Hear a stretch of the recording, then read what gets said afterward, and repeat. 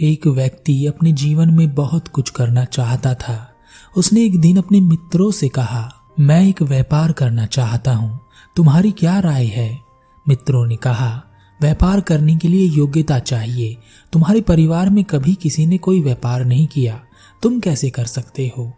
बहुत धन की आवश्यकता होती है और धन लगाने के लिए दिमाग की आवश्यकता होती है। सौदा करने में बहुत सोच समझ की आवश्यकता होती है और यह तीनों ही तुम्हारे पास नहीं है। तुमने व्यापार भी कर लिया तो तुम बर्बाद हो जाओगे, तुम्हारा व्यापार डूब जाएगा, तुम नुकसान में रहोगे। यह सुन उस व्यक्ति ने व्यापार करने का इरादा त्याग दिया।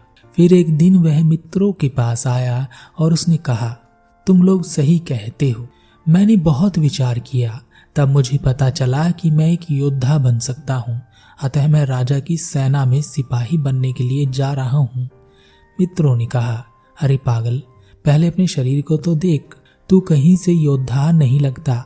राजा तुझे अपनी सेना में भर्ती नहीं करेगा, बल्कि भगा देगा। तू योद्धा बनने लायक नहीं है।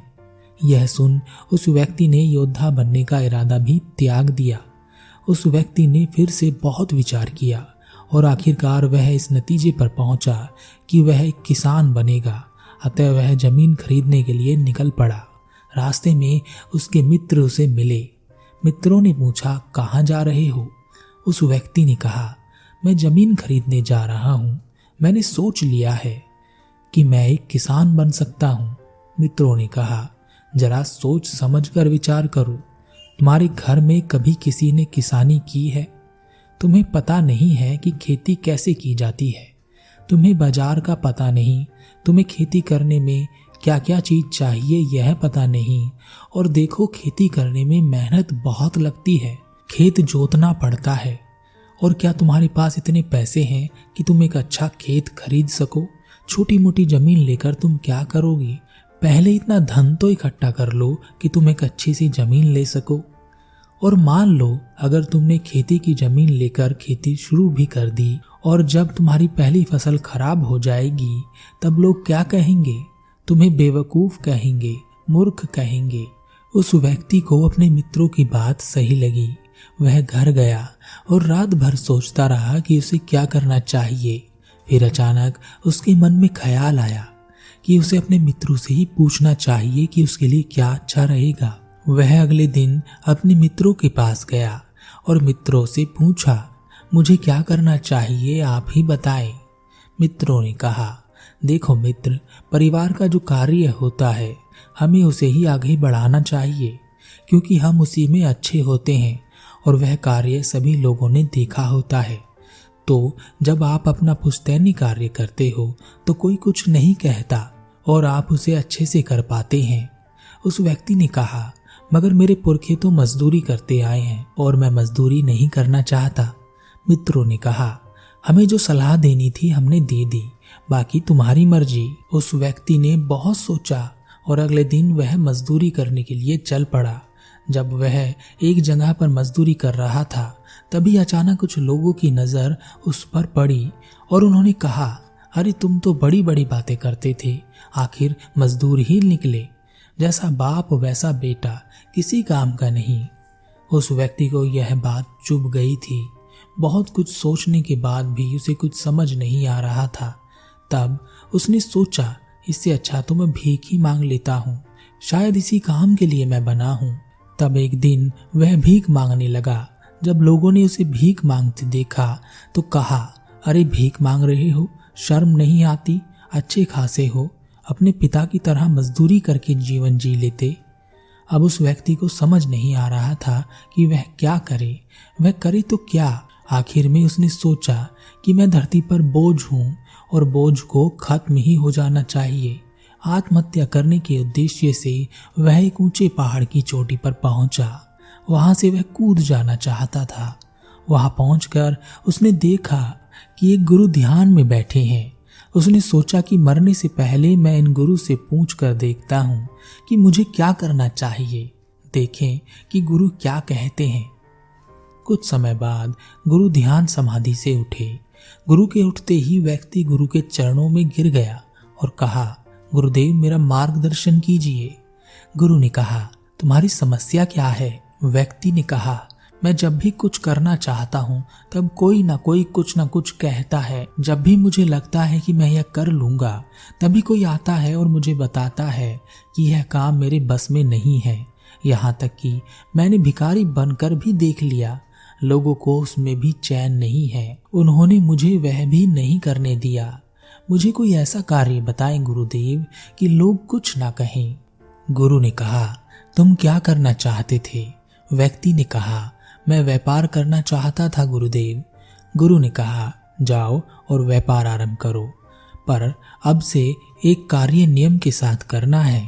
जब भी लोग तुम्हें तुम्हारे कार्य को लेकर कुछ कहें तो उन्हें अनसुना कर दो, उन पर ध्यान मत देना। वह जो कहते हैं उन्हें कहने दो, शांत रहकर अपने व्यापार में लग जाओ जब तक कि तुम सफल ना हो जाओ। बस यह कार्य मेरे लिए करो। व्यक्ति ने कहा, गुरुदेव जैसा आपने कहा है बिल्कुल वैसा ही करूंगा। आज से मेरे दोनों कान बंद, सिर्फ अपने व्यापार पर ही ध्यान दूंगा। उस व्यक्ति ने गुरु की बात मानकर व्यापार शुरू कर दिया। उसके मित्र उसके पास आए और कहा, अरे तुम बर्बाद होना चाहते हो क्या? मना किया था तुम्हें, पर तुम नहीं मान रहे हो, कर रहे हो। देखना तुम बर्बाद हो जाओगे। उसने किसी की बात पर ध्यान नहीं दिया। आते जाते लोग उसे समझाते, क्यों घर वालों का पैसा डुबा रहे हो। उसने व्यापार आरंभ किया और 3 महीने में ही नुकसान में पहुंच गया। पर उसने गुरु की बात को गांठ बांध लिया था कि सफल होने तक नहीं रुकूंगा। फिर उसने बचे हुए धन से दोबारा व्यापार आरंभ किया और पुरानी गलतियां जो की थी उनसे सबक लेते हुए उसने उन गलतियों को सुधारा। पर इस बार भी उसका व्यापार कुछ खास नहीं चला, वह कर्जे में चला गया। उसके मित्र उसके पास आए और कहा, देखा तुमने, हुआ ना वही का वही जो हमने कहा था। तुम मूर्ख हो, कोई कुछ कह रहा हो तो उसकी बात मान लेनी चाहिए। पर वह व्यक्ति भी गुरु की बात को सर पर रखकर काम कर रहा था। उसने उन मित्रों की बात पर कोई ध्यान नहीं दिया। उसने अपनी असफलताओं का चिंतन किया। उसने पता लगाया कि वह किस कारण से असफल हो गया। तब उसे पता चला कि उसकी असफलता का कारण यह है कि वह खुद किसी से मिलने नहीं जाता, बल्कि दूसरों को भेज देता है। वह उसके लिए सौदा पक्का करते हैं। उसने अपने भीतर की कमी को पहचाना कि वह लोगों से मिलने से डरता है। वह किसी से बात किए बिना ही व्यापार कर रहा है और दूसरों के कंधों पर व्यापार नहीं होता। सब निष्कर्ष निकालने के बाद एक बार फिर से उसने कर्जा लेकर व्यापार आरंभ किया और इस बार उसने अपनी कमजोरी को अपनी ताकत बनाया। अब वह जानबूझकर लोगों से मिलता, व्यापारियों से मिलता, खुद जाकर बात करता। जहां उसे लगता कि उसका सम्मान नहीं होगा, उससे कोई बात नहीं करेगा, वह वहां भी जाता। और अब उसे व्यापार करते करते 2 वर्ष बीत गए थे और अब वह एक अच्छा खासा बड़ा व्यापारी था।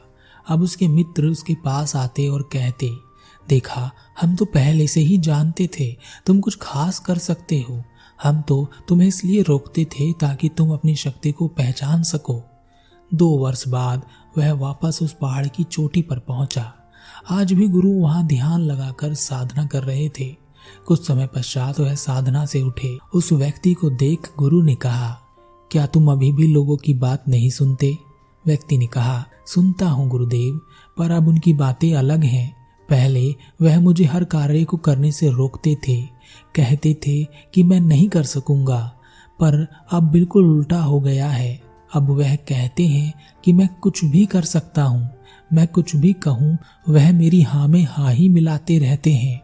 अब मैं उनकी बात सुनूं या नहीं समझ नहीं पा रहा। पहले उनकी बात बुरी लगती थी, अब अच्छी लगती है। लगता है कि उन लोगों के पास ही बैठा रहूं और सुनता रहूं। गुरु मुस्कुराए और गुरु ने कहा, जाओ और अब उनकी बातें सुनकर भी देख लो। अगर तुम्हें अच्छा लगता है तो यह करके भी देख लो। वह व्यक्ति वापस चला गया और 1 वर्ष बाद फिर से वापस आया। वह गुरु के चरणों में गिर गया और कहा, गुरुदेव, मैंने सभी लोगों की बातें सुनी। उनकी बातें बड़ी अच्छी थी और काम की भी। मैंने भी उनके कहे अनुसार सारे काम किए और मेरा व्यापार नुकसान में चला गया। अब जब मैं कर्जे में डूब गया हूँ तो यह मेरी प्रशंसा करने वाले लोग फिर से मुझे मूर्ख कहने लगे हैं। गुरु मुस्कुराए और गुरु ने कहा, वास्तव में हम सब यही तो गलती करते हैं। हम अपने लिए नहीं जीते, हम लोगों के लिए जीने लगते हैं। लोगों को जो अच्छा लगे वही करते हैं, क्योंकि जब उन्हें अच्छा लगेगा तभी तो हमें अच्छा लगेगा, तभी तो वह हमारी प्रशंसा करेंगे, हमारे अहंकार में वृद्धि करेंगे।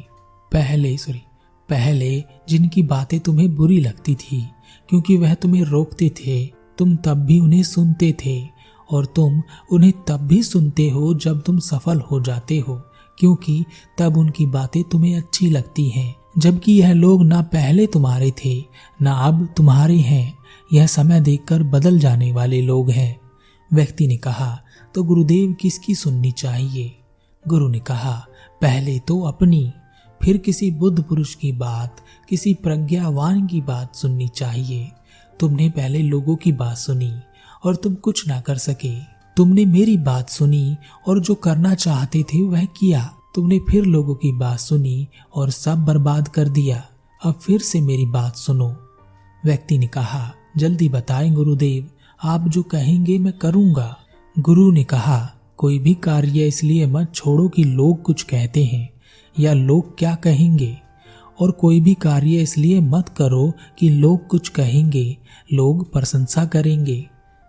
जो तुम्हें करना है अपनी समझ से करो और अंतिम प्रयास तक करो।